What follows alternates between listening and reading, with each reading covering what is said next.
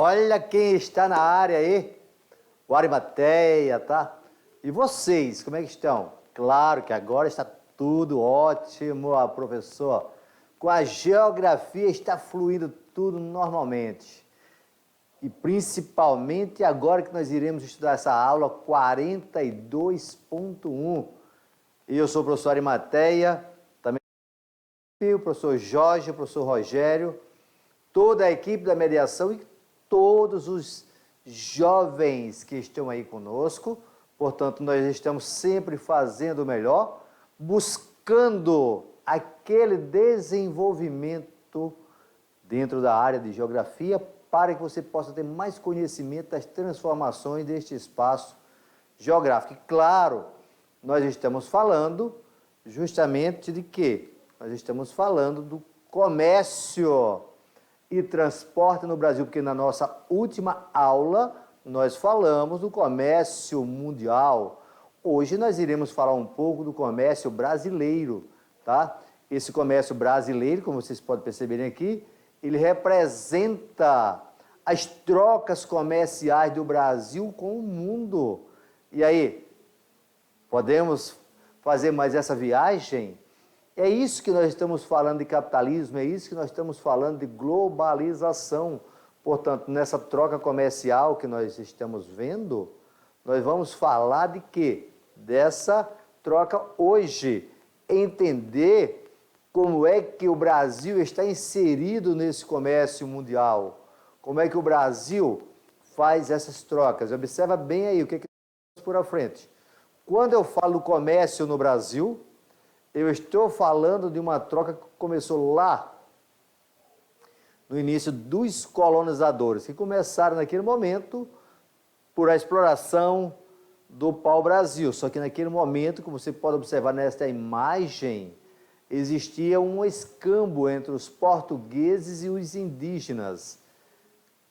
E essa troca comercial, ela evoluiu.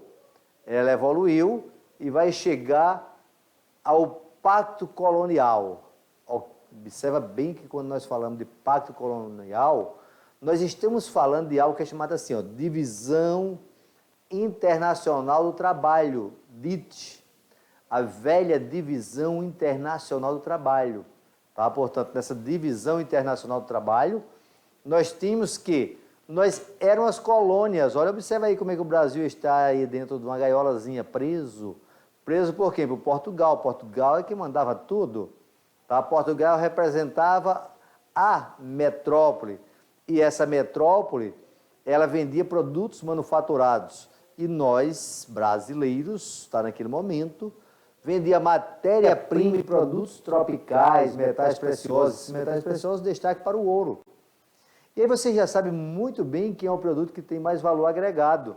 Portanto, é um dos fatores que você vai entender para continuar com essa dependência econômica, tá? Essa troca comercial, que vai passando os tempos, mas sempre vai ocorrendo.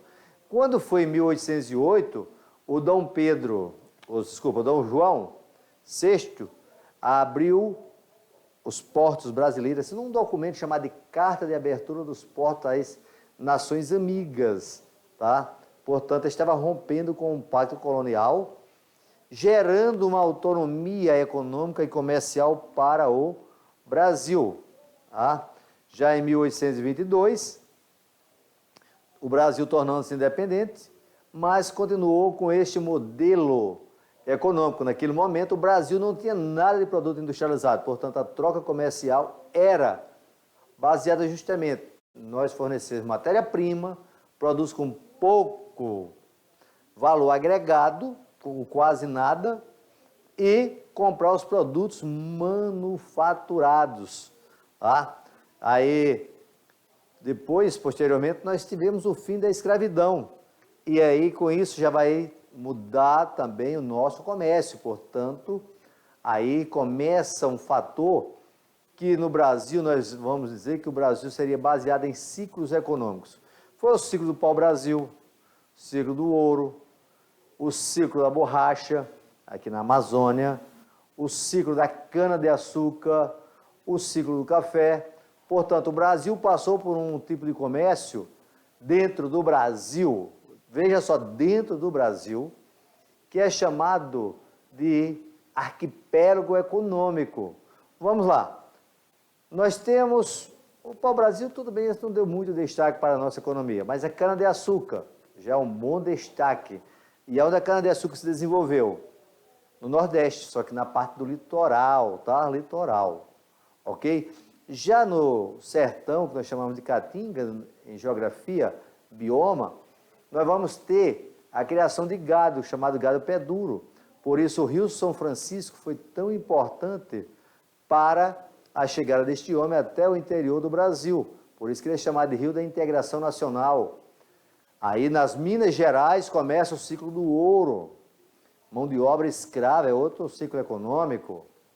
Depois do ciclo do ouro, nós temos também gado lá no sul do Brasil, que vai fornecer também carne para a região das Minas Gerais. E posteriormente, tá, no final do século XIX, início do século XX, opa, professor, peraí, final do século XIX, início do século XX, isso mesmo. O que é que nós vamos ter nessa época?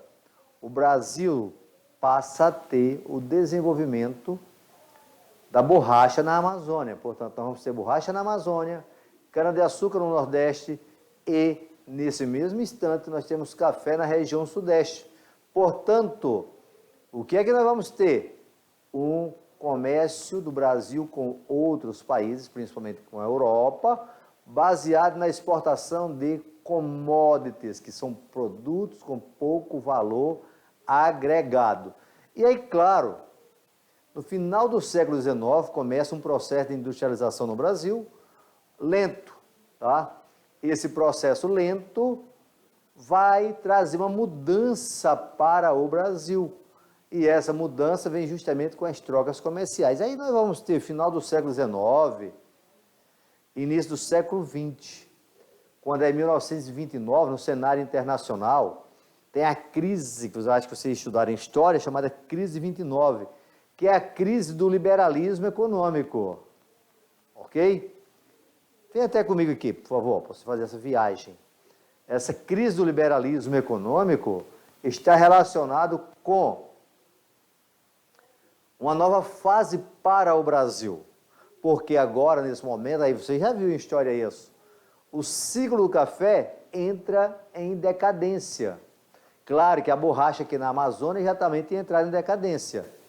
E aí a borracha, meus queridos, é muito importante você entender, porque a borracha deu origem à cidade de Porto Velho no primeiro ciclo, e a cidade de Guajará-Mirim. Naquele momento, Porto Velho pertencia ao estado do Amazonas. Guajará-Mirim pertencia ao Mato Grosso. E olha a ligação de uma rodovia dentro da floresta amazônica. Essa rodovia está tudo relacionado com o comércio externo. Aí é importante você observar que Desculpa, eu falei rodovia, desculpa. Ferrovia. Rodovia estava lá no Sudeste. Essa ferrovia está relacionada ao comércio externo, exportação do látex. Isso já é chamado de transporte intermodal. Transporte intermodal é quando interliga dois sistemas. Hoje, aqui no nosso estado de Rondônia, aí sim, a rodovia BR-364, que liga o Mato Grosso a Porto Velho, liga o Centro-Sul a Porto Velho, liga o Nordeste a Porto Velho, ou seja, nosso principal eixo, é a nossa principal coluna, é a rodovia 364, tá? Entra em decadência a estrada de ferro Madeira Mamoré. E aí, esse também é um transporte intermodal, dois sistemas interligados, tá? Agora, um detalhe, as ferrovias no Brasil, elas tinham como objetivo, no início do século XX e final do século XIX, escoar produção para o mercado externo. Isso era uma das características dos países que eram colônias, tá? Exportadores de matéria-prima.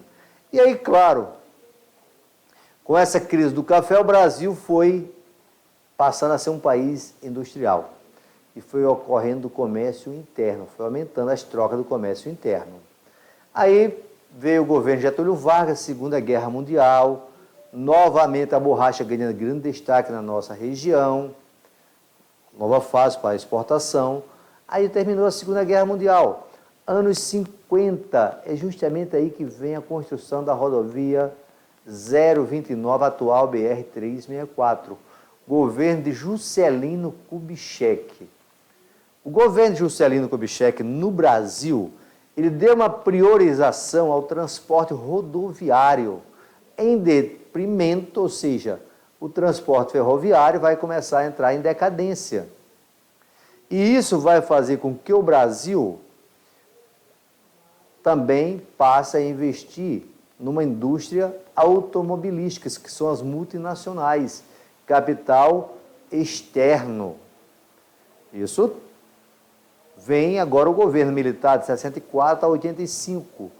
O Brasil deu uma prioridade muito grande à exportação, em proteção ao nosso mercado interno. Tudo isso faz parte de quê? De um processo histórico do nosso comércio. Os anos 80 foi uma década perdida. Os anos 90 teve a chamada abertura econômica do Brasil. O governo começa com o governo Fernando Collor de Mello. Olha só quem é que eu vou falar. 85 a 90, governo Sarney. De 90 a 92, Collor de Mello. De 93 a 94, Itamar Franco, porque Collor de Mello sofreu impeachment. Depois de Itamar Franco, veio Fernando Henrique Cardoso, 2 mandatos dos anos 90, foi Fernando Henrique Cardoso. Uma grande abertura para o mercado externo, se chama o Brasil entrando na globalização econômica. O início do século XXI, a primeira década, é o governo do PT, tendo como presidente Lula. Depois do Lula veio a Dilma, depois da Dilma veio o Temer e agora o atual presidente. Portanto, isso nós vamos intercalando a economia do Brasil. E nos anos 90, o Brasil teve um grande crescimento do agronegócio, com essa abertura ao mercado externo. Hoje o Brasil tem um país, quer dizer, uma relação com vários países, como você pode observar aí, China, União Europeia, Estados Unidos, Argentina, tá? Sendo um dos maiores parceiros comerciais do Brasil, a China. Observa aí, tá? Vem comigo aqui agora, tá? Ok? Vem comigo. Veja só, o valor das exportações para a China, 70 milhões, tá? Valor das importações, 34 milhões. Saldo positivo, ó. Portanto, aqui é chamado de superávit. Aqui é superávit. Superávit comercial, na balança comercial. Lembra da aula passada? Ah? Já com os Estados Unidos, nós temos um déficit. Por que nós temos um déficit? Porque nós importamos muito dos Estados Unidos produtos que têm valor agregado e exportamos produtos que têm pouco valor agregado, que é chamados produtos dos commodities, que são soja, café, milho, carne bovina, frango, petróleo, ferro, celulose e outros, tá? Produtos industrializados e semi-manufaturados. Calçados, tem pouco valor agregado. Suco de laranja, pouco valor agregado. Produto têxtil, pouco valor agregado. Óleos comestíveis, pouco valor. Bebida também. Alimentos industrializados. Aí, onde é que nós vamos ter mais? Armamento, é muito pouco. Produtos químicos. Ou seja, você não observa um grande destaque para produtos de alta tecnologia. Você vai ter na nossa exportação, ó, os commodities. Olha o valor de commodities. Portanto, são produtos que têm pouco valor agregado, tá? Pouco valor agregado. Fica ligado nisso aí. Portanto, em 2019, ó, primeiro lugar em exportação, 2020 também não foi diferente. Petróleo, E aí chama atenção, olha só, o Brasil exporta petróleo e importa petróleo, só que petróleo é um produto que é cotado com o valor do dólar, é mercado externo, ok? Minério de ferro tem muito pouco valor agregado, ok? Diante disso aí, nós temos uma balança comercial que fica com déficit, tá? Nossas exportações, primeiro lugar, ó, China, segundo lugar, Estados Unidos, mas observe que já há uma diferença, para a China dá 2 vezes já o valor que é exportado para os Estados Unidos. E até recentemente, as maiores exportações do Brasil iam para os Estados Unidos, hoje é para a China. Países Baixos é Holanda, Bélgica e Luxemburgo. Olha como já é pequeno o comércio. E aí você vai observando que cada vez mais vai diminuindo, ok? Você diz assim, o Brasil exporta para a Espanha, mas veja só como o valor é pequeno, tá? Portanto, Países Baixos, Alemanha e Espanha formam um país que está dentro da União Europeia, tá? Agora, e nos estados brasileiros? Observem aí que se fala que Rondônia é um grande produtor, observe que está muito distante. Quem é o primeiro lugar? São Paulo, porque é um dos maiores produtores agrícolas do Brasil, é um estado bastante industrializado, tá? Portanto, os produtos têm valor agregado, e aí você vai observando, ó, pelas indústrias, São Paulo, Rio de Janeiro, Minas Gerais, Rio Grande do Sul. Aqui Pará, por que aparece? Porque é a grande exportação de minérios, tá? Minérios, ok? Observa aqui, ó, a Bahia como já diminui, ok? Diante disso, nós observamos que o nosso produto mais exportado por estados no Brasil, tá? Tá destaque para, ó, veja Rondônia, aqui, ó, carne bovina. O Acre, madeira, não tem quase valor agregado. Aqui nós já podemos também colocar a soja, tá? Cadê São Paulo? Aqui, ó, açúcar, petróleo, cru, ou seja, tem pouco valor agregado, que é Rio de Janeiro. Minas Gerais, minério de ferro. Goiás, soja. Tocantins, soja. Mato Grosso, soja, tá? Minério de ferro, aqui no Pará, esse óxido de alumínio também está vindo do Pará e vem aqui para o Maranhão, tá? Portanto, são todos, como você pode perceber, produtos com pouco valor agregado. Chama a atenção desse aqui. Esse aqui sai muito sem pagar impostos, tá? Portanto, tem um fator muito negativo para isso dentro do Brasil, tá? E aí onde estão os corredores de exportação? Toma cuidado com isso, ok?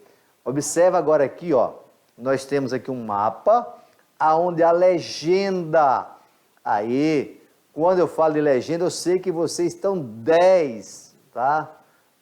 Dentro desse fator aí, ok? Aí nós temos aqui, ó, vejam bem, a seta não é que está indo para ali não, tá? A seta está mostrando que eu tenho, ó, aqui tem um divisor. Fique bem atento, não está pensando que é São Paulo que está mandando para cá não, tá? Daqui, ó, do Mato Grosso, para cá vem tudo para o porto aqui de Santos, ó. Já por aqui, passa por aqui, ó, Rio Madeira, desce aqui, Itacoatiara, aí vai lá para, opa, não é Belém, tá? Aqui, ó, Paulo, lá para Belém, ok? Portanto, também sai aqui pelo porto de Itaqui, no Maranhão. Isso são chamados de corredores de exportação. O que é que exporta? Minérios. Aí, esses minérios saem por ferrovias, pesado. Manufaturados, café, fumo, soja, óleos vegetais. E o que é que o Brasil importa? Trigo, pão, o pãozinho do cada dia, nosso pãozinho do cada dia. Tá? O que é que o Brasil compra? Petróleo, mercado internacional, produtos manufaturados, compra também minério, que não tem, tá? Isso mostra a relação que nós temos. E quem é que compra grande parte da nossa casa, da nossa carne bovina? A nossa carne é comprada principalmente pela China, tá? Olha só em valor de porcentagem, 23% da carne do Brasil vai para a China. Exportação. Tá entendendo por que o Brasil tem carne tão cara? Porque nós somos grande exportador de carne. Tá? Depois, Hong Kong. Esses dois aqui, tudo é China, tá? Hong Kong está coladinho com a China. O Chile compra 1% da nossa carne, tá? 1%, tá? O Egito já comprou, mas agora está comprando muito pouco, ok? E aí mostra que nós temos vários países que são compradores da nossa carne. Isso, tá? Destacando que a carne brasileira é um produto que tem pouco valor agregado. E de onde vêm as nossas importações? Como você pode observar no mapa, isso aqui representa União Europeia. Aqui, Estados Unidos, Alemanha, Inglaterra, Itália. Resumindo, numa palavra, vem dos países ricos. E o que é que o Brasil importa, principalmente? Veja só, aqui petróleo, ó, petróleo bruto. Mas, Arimateia, não estou entendendo nada de petróleo, tá?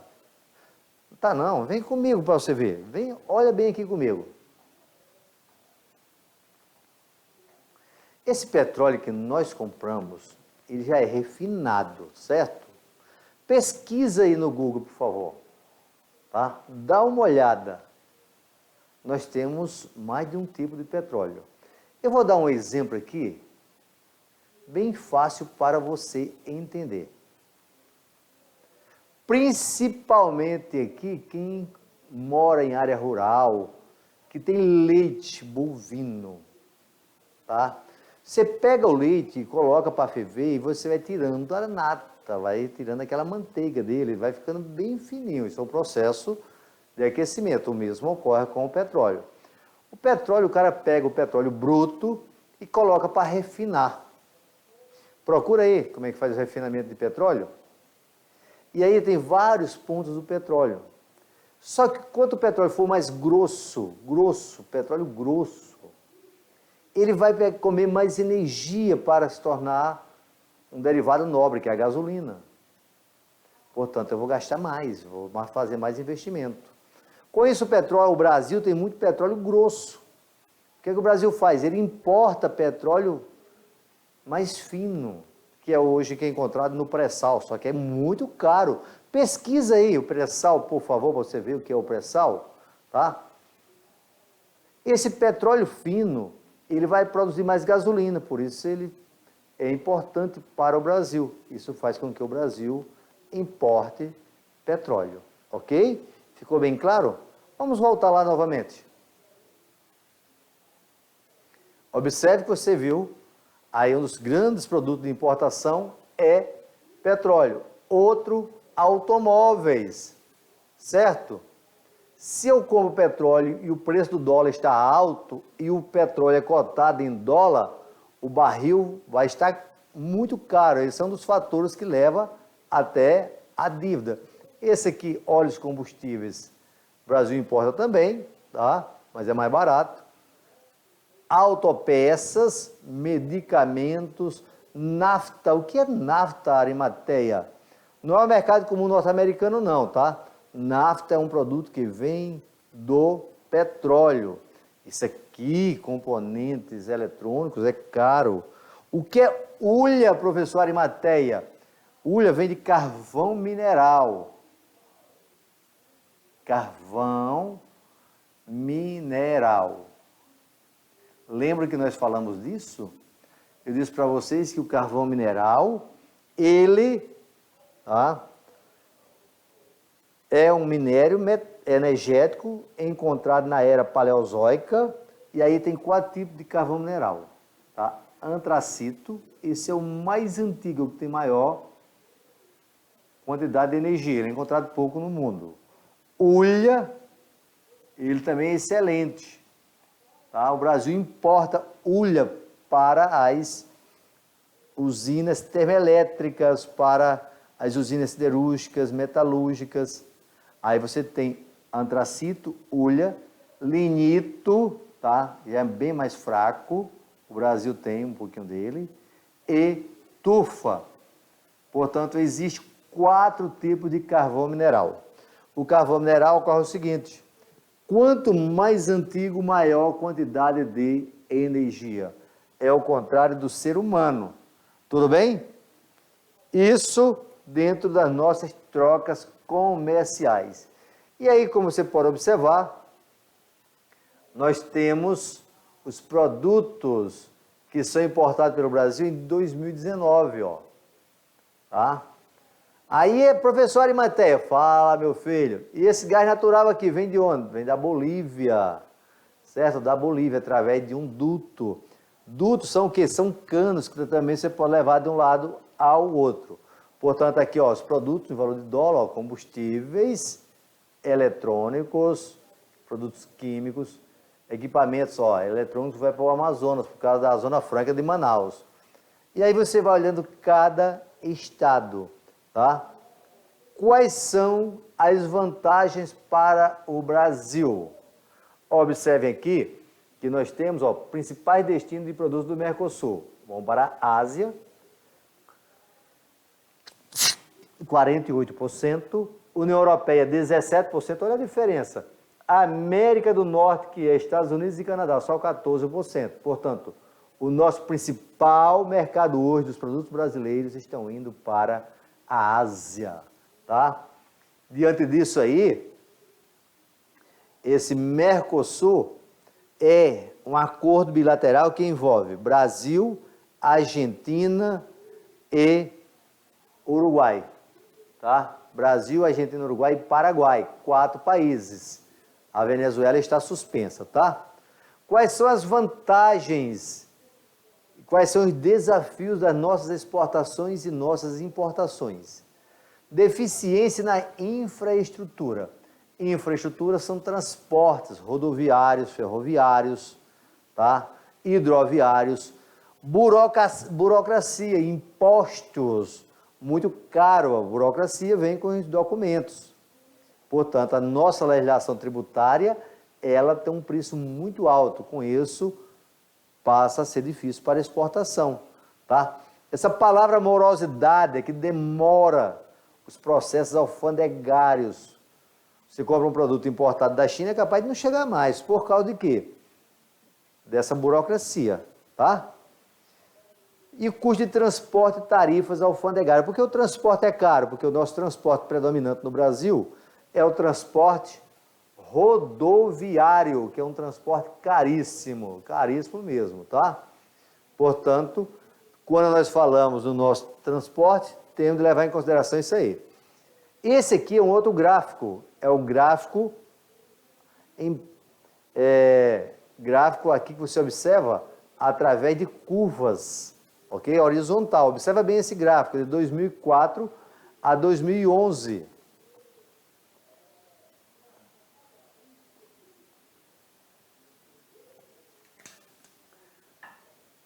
Você está observando que em 2011 o Brasil teve uma grande quantidade de exportação. Olha aqui, ó.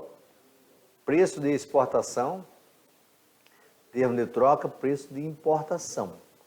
Certo? Portanto, quem é que faz essa análise? Fundação Getúlio Vargas.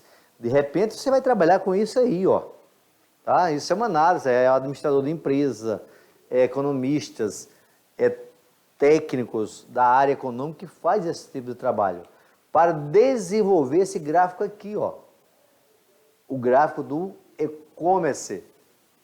Observa como ele vem crescendo ano após ano. Isso aqui é um gráfico em barra, ó. 2011, 2012, e nós estamos nos referindo a só 6 meses, tá? Aqui tem 2001 em diante, ó. Tá? Observa que começou bem pouquinho. Portanto, aquele produto que você vai comprar pela internet, ele vai entrar aqui, certo? Você está lá comprando e ele está entrando nessa troca comercial.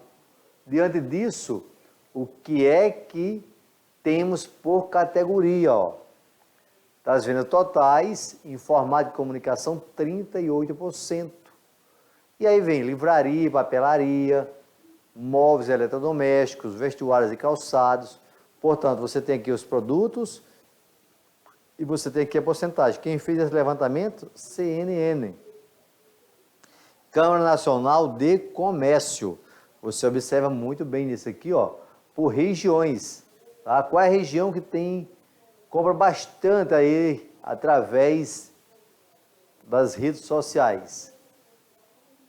Veja só, destaque para regiões Norte e Nordeste, que contribuem com mais de 1/3 do crescimento no semestre, tá? E nós temos aí que o Brasil também importações, tá? Diante disso aí, a gente tem aquela propaganda, ó, frete grátis, quando tu vai olhar para a Rondônia não tem, tá? Diante disso, nós temos de pensar tudo no meio de transportes. E qual é o meio de transporte que nós vamos ter no Brasil? Quando nós falamos de território brasileiro, o transporte que predomina no Brasil, como eu já falei no início da aula, é o transporte rodoviário. Por isso que o Brasil é um grande consumidor de combustíveis. Porque olha aqui esse gráfico. Isso aí é chamado de gráfico pizza. Pizza, tá? Portanto, esse gráfico pizza, ele tem como transporte rodoviário 62%, tá? 62%, ok? Transporte rodoviário. Ferroviário, 21%. Portanto, nesse transporte ferroviário, é só mais minérios, minerais metálicos, tá? Ok? Portanto, diante disso aí, nós temos que este minério, ele é para exportação. Nós temos dois gráficos mostrando 2016, 2018. Fica ligado nisso aí, ok? É os anos, ó. Comparação da matriz agora de transporte no Brasil, por carga, ó. Observa só, o que temos na legenda lá? O verdinho, ferroviário. Veja só o Brasil, ó, 25%. Se você compara com a Rússia, 81%. Agora tem um detalhe, tá? A Rússia tem a maior planície do mundo, que é a planície siberiana. E na Sibéria tem a maior ferrovia do mundo, que é a ferrovia Transiberiana. Mesmo assim, a Rússia é de destaque, ó, no transporte ferroviário. O rodoviário, 8%. O Brasil, 58%. Por isso que quando fala em greve de caminhoneiro, a economia do Brasil fica arrepiada, tá? Ok? Portanto, isso leva a você fazer essa observação, tá? Ok? Portanto, observa bem, tá? Ok? Observa bem isso aí, tudo bem?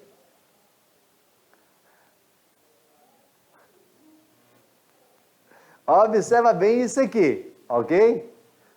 Tá certo?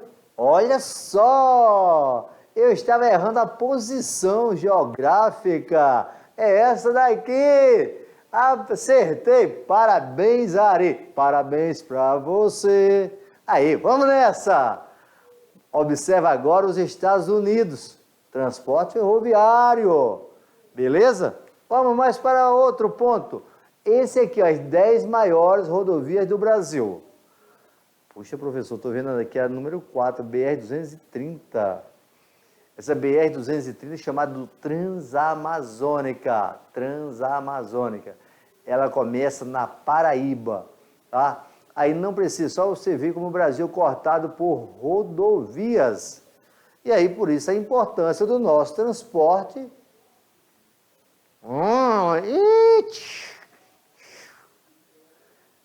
Caminhão, tá?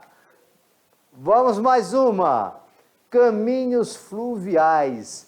Observa aí, o Rio Solimões, o Rio Amazonas, o Rio Tocantins, o Chico, tá? Aí representa o nosso país, tá?